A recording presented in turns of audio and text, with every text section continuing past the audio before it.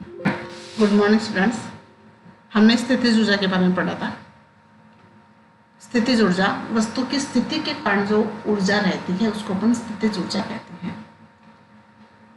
जो किसी भी वस्तु पर अगर अपन कार्य करें तो कार्य करने के पश्चात उसमें संचित हो जाती है, तो उसको अपन कहते हैं स्थितिज ऊर्जा। ये अपन ने पढ़ लिया था। एक बार मैं दोबारा रीडिंग लगा दूं। स्थितिज ऊर्जा वह वस्तु की वह ऊर्जा है जो वस्तु की स्थिति या अवस्था के कारण उसमें संचित होती है। इसी ऊर्जा के कारण वस्तु में कार्य करने की क्षमता आ जाती है। वस्तु को सामान्य स्थिति से किसी अन्य अवस्था तक लाने में जितना कार्य किया गया है उसका परिमाप ही नवीन अवस्था में उस वस्तु की स्थितिज ऊर्जा के बराबर होगा। जैसे जब तीर को चलाने के लिए हम धनुष को खींचते हैं तो हमारे द्वारा जितना कार्य धनुष खींचने में किया जाता है उसके तुल्य ऊर्जा ही कसी हुई अवस्था में कमान की स्थितिज ऊर्जा होगी। ठीक है। गुरुत्वीय क्षेत्र में स्थितिज ऊर्जा। गुरुत्वीय क्षेत्र में स्थितिज ऊर्जा के लिए भी मैंने आपको बताया था। ये पूरा हमारा गुरुत्वीय क्षेत्र है। किसी भी वस्तु को अगर अपन धरातल से उठाएंगे, ये मान लो धरातल है, यहाँ से हमने किसी वस्तु को h ऊंचाई तक उठाया तो हमने गुरुत्वीय क्षेत्र जो नीचे की ओर लग रहा है, गुरुत्वीय क्षेत्र के विरुद्ध हमने कार्य किया। ठीक है ना। तो इस वस्तु पर कार्य हुआ तो ये धरातल से h ऊंचाई पर आई तो इसमें एक स्थितिज ऊर्जा संचित हो जाती है और इस ऊर्जा को हम क्या कहते हैं? गुरुत्वीय स्थितिज ऊर्जा। कौन सी ऊर्जा कहेंगे? गुरुत्वीय स्थितिज ऊर्जा कहते हैं। ठीक है। जब किसी वस्तु को पृथ्वी की सतह से किसी ऊंचाई तक ऊपर उठाते हैं तो हमें गुरुत्वीय त्वरण के विरुद्ध कार्य करना पड़ता है। वस्तु पर किया गया यह कार्य वस्तु की स्थितिज ऊर्जा में वृद्धि करता है। यह ऊर्जा वस्तु की स्थितिज ऊर्जा के रूप में निहित हो जाती है या संचित हो जाती है, इकट्ठी हो जाती है। ठीक है। तो जब किसी वस्तु को पृथ्वी की सतह से h ऊंचाई पर उठाते हैं तो हमें गुरुत्वीय त्वरण के विरुद्ध, गुरुत्वाकर्षण बल नीचे की ओर लग रहा है, उसके विरुद्ध हमें कार्य करना पड़ेगा। ठीक है ना। और उसके विरुद्ध कार्य करते हैं तो हम वही कार्य क्या होगा? ऊर्जा के रूप में संचित हो जाता है। ठीक है। यदि m द्रव्यमान की किसी वस्तु को पृथ्वी की सतह से h ऊंचाई तक ऊपर उठाया जाए, m द्रव्यमान की वस्तु है, h ऊंचाई तक अपन ऊपर उठाते हैं उसको, तो न्यूनतम बल वस्तु के भार mg के बराबर होगा। mg उस पर गुरुत्वाकर्षण बल लगेगा जो नीचे की ओर लग रहा है। h ऊंचाई पर वस्तु की स्थितिज ऊर्जा बराबर गुरुत्वीय बल के विरुद्ध किया गया कार्य। क्यों? क्योंकि किया गया कार्य जो है वही स्थितिज ऊर्जा के रूप में संचित होगा। जो किया गया कार्य है वही स्थितिज ऊर्जा के रूप में संचित होता है। ठीक है। तो दोनों का मान बराबर होगा। कार्य बराबर क्या होता है? बल गुणा विस्थापन। बल गुणा विस्थापन। बल कितना लग रहा है? mg। ये mg के बारे में भी मैंने आपको पीछे बताया था। m वस्तु का द्रव्यमान है और g क्या है? गुरुत्वीय त्वरण। जब ऊर्ध्वाधर गति होती है, ऊर्ध्वाधर गति के लिए हम त्वरण का मान g लेंगे और जब रेखीय गति होती है तो त्वरण का मान हम a लेंगे। ये बात मैंने आपको 9th क्लास में भी बताई थी और यहाँ भी मैंने इस चैप्टर को शुरू किया था तब मैंने आपको बताया था। तो बल का मान कितना है? mg। विस्थापन कितना हो रहा है? h। यहाँ देखिए ऊर्ध्वाधर विस्थापन यहाँ से लेकर यहाँ तक, ये कितना विस्थापन हो रहा है? h विस्थापन हो रहा है। तो फॉर्मूला क्या बन जाएगा? mgh। ये एक पिंड है जिसका द्रव्यमान m है, इसको सतह से ऊपर की ओर उठाया जा रहा है। ठीक है। यहाँ से ये भी सतह है, यहाँ से मान लो ये सीढ़ियाँ लगी हुई हैं, सीढ़ियों से कोई पिंड ऊपर की ओर जा रहा है, किसी पिंड को अपन ऊपर ले जा रहे हैं। तो ये पूरा नहीं लेंगे अपन, ये सीधी दूरी क्या जाएगी? ये सीधी जो दूरी है उसी को लेना है हमें। ठीक है। ये विस्थापन होगा। प्राथमिक स्थिति यहाँ पर थी और अंतिम स्थिति यहाँ पर है और इन दोनों के बीच की सीधी दूरी क्या कहलाएगी? ऊंचाई कहलाएगी। विस्थापन कहलाएगा। सरल लोलक की स्थितिज ऊर्जा। अब सरल लोलक क्या होता है? सरल लोलक में किसी भी पिंड को हम किसी भी धागे से बांध दें और बांधने के बाद हम, जैसे कोई पत्थर है, किसी पत्थर को हमने किसी धागे के एक सिरे से बांध दिया और उस धागे का दूसरा सिरा हमारे हाथ में है,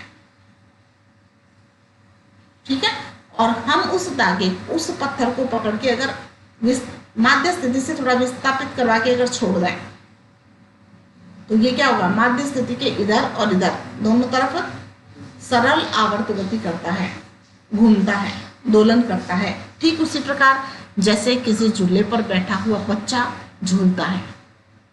झूला आपने देखा है ना, बच्चा बैठा रहता है, वो आगे की तरफ जाता है, फिर माध्य स्थिति पर, फिर पीछे की ओर, फिर माध्य स्थिति पर, फिर इधर। तो इस प्रकार से वह दोलन करता है। तो जब एक सरल लोलक को उसकी साम्यावस्था से एक और विस्थापित किया जाता है, साम्यावस्था बीच वाली है, और साम्यावस्था से अपन एक तरफ उसको विस्थापित करवाते हैं, ठीक है ना, एक तरफ विस्थापित करवा के उसको अगर छोड़ दें तो हमने जब एक और विस्थापित करवाया तो गुरुत्वीय क्षेत्र के विरुद्ध कार्य हुआ, ठीक है ना, और गुरुत्वीय क्षेत्र के विरुद्ध जब कार्य हुआ तब उसमें एक ऊर्जा संचित हो जाती है। जब भी गुरुत्वीय क्षेत्र के विरुद्ध कार्य होता है या जब किसी भी बल के विरुद्ध कार्य किया जाता है, इस प्रकार से समझ सकते हैं कि किसी भी बल के विरुद्ध जब कार्य होगा तो उसमें एक ऊर्जा संचित हो जाएगी और वह ऊर्जा क्या कहलाती है? स्थितिज ऊर्जा। अब स्थितिज ऊर्जा अपन अलग अलग प्रकार से पढ़ रहे हैं। गुरुत्वीय स्थितिज ऊर्जा अपन ने पढ़ी। गुरुत्वीय स्थितिज ऊर्जा का सूत्र क्या होता है? mgh, ठीक है। अब अपन पढ़ रहे हैं सरल लोलक की स्थितिज ऊर्जा। सरल लोलक की स्थितिज ऊर्जा में माध्य स्थिति से अपन एक तरफ विस्थापन करवा रहे हैं तो हम फिर गुरुत्वीय केंद्र से ऊपर की ओर ले जा रहे हैं उसको। गुरुत्व केंद्र कौन सा? जहां पर वह पिंड लटका हुआ है, वह बिंदु उसका गुरुत्व केंद्र कहलाता है, और उस गुरुत्व केंद्र से अपन एक तरफ उसको विस्थापित करवा रहे हैं, ठीक है। इस दौरान लोलक पर किया गया कार्य विस्थापन स्थिति में लोलक की स्थितिज ऊर्जा के रूप में निहित हो जाता है। माध्य स्थिति पर गतिज ऊर्जा अधिकतम और स्थितिज ऊर्जा न्यूनतम तथा अधिकतम विस्थापन पर स्थिति में स्थितिज ऊर्जा अधिकतम व गतिज ऊर्जा शून्य होती है, ठीक है। मैं इस एक तार के माध्यम से आपको बता सकती हूँ कि यहाँ पर मेरे पास एक तार है। अपन ले सकते हैं कि इस रस्सी को हमने यहाँ से लटकाया है, ये एक तार हमने ले रखा है और इस तार को हमने इस प्रकार से लटकाया और ये मान लो यहाँ पर पत्थर बंधा हुआ है, ठीक है, देख रहे हैं सब। अब इसको मैं माध्य स्थिति यही है, इसका गुरुत्व केंद्र है। इस पिंड को एक तरफ से यहाँ ऊपर की ओर ले गए, इस एक तरफ को ऊपर की ओर ले जाने पे क्या होगा? ये इसकी अधिकतम विस्थापन की पोजीशन है। इस अधिकतम विस्थापन की पोजीशन पर स्थितिज ऊर्जा अधिकतम है, यहाँ पर स्थितिज ऊर्जा अधिकतम है। फिर इसको मैं छोड़ दिया तो क्या होगा? देखो घूम रहा है ना इधर उधर। ये माध्य स्थिति है। माध्य स्थिति पर गतिज ऊर्जा सबसे ज्यादा होती है, यहाँ पर गतिज ऊर्जा सबसे ज्यादा होगी, और फिर इधर जाएगा तो यहाँ पर स्थितिज ऊर्जा सबसे ज्यादा, फिर गतिज ऊर्जा सबसे ज्यादा, फिर स्थितिज ऊर्जा सबसे ज्यादा। तो यहाँ पर गतिज ऊर्जा ज्यादा, यहाँ पर स्थितिज ऊर्जा ज्यादा। समझ रहे हैं? कोई भी बच्चा अगर झूलता है तो उस झूलने में वो ऊपर की ओर जाएगा, एक क्षण के लिए वहां रुकेगा और रुकने के बाद में फिर वो वापस माध्य स्थिति पर आता है तो एकदम तेज वेग से नीचे से जाएगा। वेग उसका यहाँ पर सबसे ज्यादा होगा और तीव्र वेग से जाते हुए दूसरी तरफ जाएगा, ठीक है। यहाँ से धीरे धीरे जैसे ही ऊपर जाएगा क्या होगा? उसकी स्थितिज ऊर्जा में धीरे धीरे फिर वृद्धि होगी, बढ़ेगी, और यहाँ पर आते आते उसकी स्थितिज ऊर्जा अधिकतम हो जाएगी। फिर यहाँ से वापस नीचे की ओर आएगा, यहाँ पर फिर गतिज ऊर्जा ज्यादा, और यहाँ पर फिर स्थितिज ऊर्जा ज्यादा, यहाँ पर फिर गतिज ऊर्जा ज्यादा। समझ गए? तो माध्य स्थिति पर गतिज ऊर्जा ज्यादा होगी, स्थितिज ऊर्जा सबसे कम होगी, और दोनों अधिकतम विस्थापन पर ऊंचाई पर क्या होगा, यहाँ पर डायग्राम बना हुआ मैं आपको बता दूं, देखिए ये माध्य स्थिति है, ये अधिकतम विस्थापन की पोजीशन है, यहाँ पर स्थितिज ऊर्जा ज्यादा होगी, यहाँ पर गतिज ऊर्जा ज्यादा होगी। जहां गतिज ऊर्जा ज्यादा होती है वहां स्थितिज ऊर्जा कम होगी। समझ में आ गई बात। और दोनों का योग बराबर होता है, दोनों का योग नियत होगा जो कि यांत्रिक ऊर्जा के बराबर होता है। यांत्रिक ऊर्जा भी अपन पढ़ चुके थे, इतना यांत्रिक ऊर्जा अपन ने, तो यांत्रिक ऊर्जा गतिज ऊर्जा और स्थितिज ऊर्जा के योग के बराबर होती है। जहां पर गतिज ऊर्जा कम होगी वहां स्थितिज ऊर्जा ज्यादा होगी, जहां पर गतिज ऊर्जा ज्यादा होगी वहां स्थितिज ऊर्जा कम होगी, ये ध्यान रखना आपने। यदि गोलक का द्रव्यमान m है, जिस पिंड को हमने लटका रखा है उसका द्रव्यमान मान लो m है, उसे किलक से l लंबाई के धागे से लटकाया गया। ये देखिए ये l लंबाई का धागा है और ये किलक है। किलक मतलब जहां से अपन ने उसको बांध रखा है, उस धागे को जहां से हमने बांध रखा है उसको अपन किलक कहते हैं। ये m द्रव्यमान का पिंड है जिसको हमने लटका रखा है। x विस्थापन के लिए लोलक की स्थितिज ऊर्जा Ep बराबर 1/2 mg बटे l गुणा एक्स स्क्वायर, 1/2 mg बटे l गुणा एक्स स्क्वायर। यहाँ पर k जो है उसको अपन ने mg बटा l लिया है। k स्थिर है, m का द्रव्यमान, m पिंड का द्रव्यमान है वो नियत है, g गुरुत्वीय त्वरण है वो नियत है, l धागे की लंबाई है वो नियत है। तो यहाँ ये चीज नियत है तो इसको अपन क्या ले लेते हैं, k, एक नियतांक k ले लेते हैं। ठीक है, तो इसको अपन ने k लिख दिया। यहाँ पर इसका मान क्या है, k है। इसका मान जब k है तो सूत्र क्या बन जाएगा, 1/2 kx स्क्वायर। ये स्प्रिंग के लिए स्थितिज ऊर्जा का मान है। हमने पहले पढ़ा था गुरुत्वीय क्षेत्र के लिए स्थितिज ऊर्जा का मान mgh। गुरुत्वीय क्षेत्र के लिए स्थितिज ऊर्जा का मान mgh। यहाँ मैं बार बार क्यों आपको उस पर जोर दे रही हूँ कि अलग अलग स्थितिज ऊर्जाओं के सूत्र अलग अलग होते हैं, इसलिए मैं बार बार आपको पीछे वाली बातें भी ले रही हूँ। गतिज ऊर्जा का केवल एक सूत्र होता है, 1/2 mv स्क्वायर। गतिज ऊर्जा का केवल एक सूत्र होगा 1/2 mv स्क्वायर, लेकिन स्थितिज ऊर्जा के सूत्र अलग अलग हैं। अलग अलग स्थितियों के लिए स्थितिज ऊर्जा के सूत्र अलग अलग हैं। एक सूत्र पर ने पढ़ा था mgh, वो पढ़ा था गुरुत्वीय क्षेत्र के विरुद्ध। जब किसी पिंड को ऊपर उठाया जाता है तब कौन सा सूत्र लगाएंगे, mgh। ठीक है, इसके सरल लोलक के लिए गुरुत्वीय स्थितिज ऊर्जा वो स्थितिज ऊर्जा कितनी होगी, सरल लोलक की स्थितिज ऊर्जा कितनी होगी, वो होगी 1/2 kx स्क्वायर। ये स्थितिज ऊर्जा का सूत्र है। लेकिन ये किसके लिए है, सरल लोलक के लिए। mgh किसके लिए है, गुरुत्वीय क्षेत्र के लिए। ठीक है ना, तो हमने स्थितिज ऊर्जा के दो सूत्र पढ़ लिए, एक तो गुरुत्वीय क्षेत्र के लिए और एक सरल लोलक के लिए। दोनों के लिए सूत्र अलग अलग होंगे, ये ध्यान रखना, मैं बार बार कह रही हूँ आपको। ऐसा नहीं है स्थितिज ऊर्जा देखते ही आप सीधा mgh का सूत्र लगा दो, गलत हो जाएगा। आप क्वेश्चन को ध्यान से पढ़ें कि किसके लिए स्थितिज ऊर्जा पूछी है।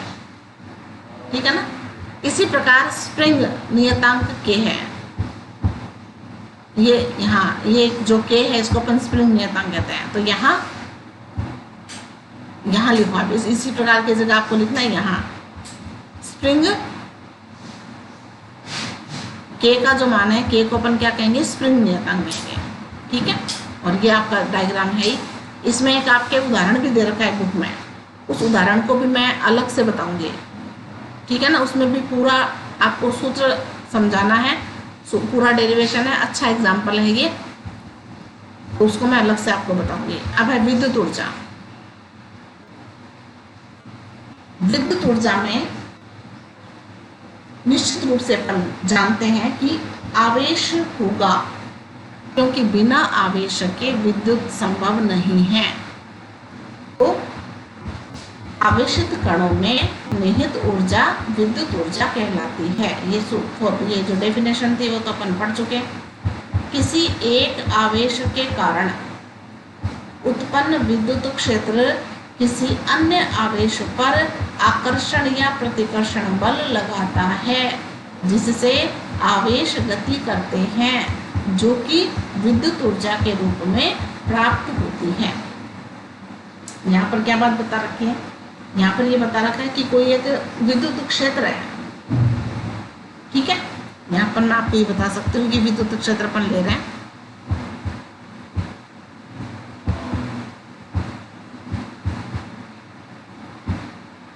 हमने यहाँ पर ये विद्युत क्षेत्र लिया, ये धनात्मक आवेश का विद्युत क्षेत्र है। मान लो ये धनात्मक आवेश है। इस धनात्मक आवेश के चारों तरफ इतनी दूरी पर मान लो इसका क्षेत्र है, ठीक है। इससे ज्यादा भी हो सकता है, लेकिन हम अनुमानित ले रहे हैं कि इतनी दूरी पर मान लो इसका क्षेत्र विद्यमान है, ठीक है। यहाँ पर पूरा विद्युत क्षेत्र है, और किसका है ये विद्युत क्षेत्र? इस आवेश का विद्युत क्षेत्र है। यहाँ पर अगर कोई अन्य आवेश आता है, अन्य आवेश का मतलब जैसे मान लो प्लस आवेश आ गया, दूसरा प्लस आवेश आ गया, एक अन्य प्लस आवेश आ गया, तो इस प्लस आवेश पर आप बताइए कि प्रतिकर्षण बल लगेगा या आकर्षण बल लगेगा? दो समान आवेश एक दूसरे को प्रतिकर्षित करते हैं या आकर्षित करते हैं, प्रतिकर्षण बल लगेगा ना। तो प्रतिकर्षण बल लगेगा तो ये आवेश क्या करेगा? दूर भागेगा, ये दूर भागेगा, भागेगा ना। भागेगा मतलब गति करेगा। ये आवेश क्या होगा? गति करेगा। और जैसे ही आवेश गति करेगा, कौन सी ऊर्जा उत्पन्न हो जाएगी? विद्युत ऊर्जा। ठीक इसी प्रकार यहाँ मान लो एक अन्य आवेश माइनस आवेश आता है, ये माइनस का आवेश है, ऋणात्मक आवेश है। ऋणात्मक आवेश पर आकर्षण बल लगेगा, आकर्षित होगा, इस क्षेत्र की ओर आकर्षित होगा। तो आकर्षण हो चाहे प्रतिकर्षण हो, दोनों ही स्थितियों में आवेश गति करेंगे। और जब भी आवेश गति करेंगे तो उस पर एक बल कार्य करता है और वह आवेश गति करता है। और जैसे ही आवेश गति करेगा तो क्या होगा? विद्युत ऊर्जा उत्पन्न हो जाती है। बात समझ में आ गई? क्लियर होगी ये बात?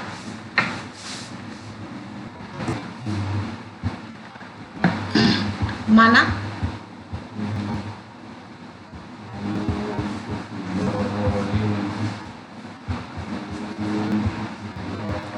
एक धनावेशित विद्युत क्षेत्र है जो किसी अन्य धनावेश को प्रतिकर्षित करता है। देखो मैंने अभी यहाँ आपको ये बताया, एक धनावेशित क्षेत्र है और एक वह अन्य धनावेश को प्रतिकर्षित करता है, और अन्य ऋणावेश को क्या करेगा? आकर्षित करेगा, प्रतिकर्षित करता है। अतः उस धनावेश को धनावेशित विद्युत क्षेत्र में किसी बिंदु तक लाने के लिए कार्य करना पड़ता है। यही किया गया कार्य स्थितिज ऊर्जा के रूप में संचित होगा। अब यहाँ पर देखिए, इस आवेश पर बल कहाँ लग रहा है? बाहर की ओर लग रहा है, ये दूर भागेगा। अब हम अगर इस आवेश को इस आवेश के पास लाएं तो क्या ये आवेश अपने आप इस आवेश के पास में आ जाएगा? क्या नहीं आएगा ना, हमें इसको लाना पड़ेगा, हमें कार्य करना पड़ेगा। क्यों?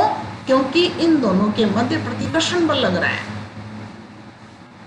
इसलिए इस पर जिस दिशा में बल लग रहा है उसके विपरीत दिशा में अगर हम इसको लाते हैं तो हमें इस पर कार्य करना होगा। और हमारे द्वारा किया गया जो कार्य है वही क्या कहलाएगा? विद्युत ऊर्जा कहलाती है। वही ऊर्जा विद्युत ऊर्जा के रूप में कार्य करती है या संचित रहती है। यह किया गया कार्य उस धनावेश में स्थितिज ऊर्जा के रूप में संचित रहता है। बाह्य बल हटाने पर धनावेश अधिक स्थितिज ऊर्जा से कम स्थितिज ऊर्जा की ओर गति करने पर आवेश की गतिज ऊर्जा में वृद्धि होती है, जो कि विद्युत ऊर्जा के रूप में प्राप्त होती है। बात समझे? हमें धनावेश को अन्य धनावेश के पास लाएंगे तो क्या होगा, हमें कार्य करना पड़ेगा, और जैसे हम उसको छोड़ेंगे तो वो वापस अधिक ऊर्जा से दूर भागेगा और गति करेगा तो, और कोई भी जब आवेश गति करता है तो कौन सी ऊर्जा उत्पन्न होती है, विद्युत ऊर्जा। ठीक है, तो आप यहां तक करोगे। विद्युत ऊर्जा को प्रकाश ऊर्जा में परिवर्तन करना बल्ब का उदाहरण है, बल्ब इसका उदाहरण है। यांत्रिक ऊर्जा पंखा है, विद्युत ऊर्जा को यांत्रिक ऊर्जा में पंखा चलता है, ये बात मैंने पहले ही बता दी। ऊष्मा ऊर्जा हीटर जो चलता है वो गर्म होता है तो ऊष्मा ऊर्जा में उत्पन्न होते हैं, आदि में रूपांतरण किया जा सकता है। तो विद्युत ऊर्जा को प्रकाश ऊर्जा में, यांत्रिक ऊर्जा में, ऊष्मीय ऊर्जा में हम बदल सकते हैं। तो आज के लिए इतना काफी है, इतना पढ़ेंगे। धन्यवाद।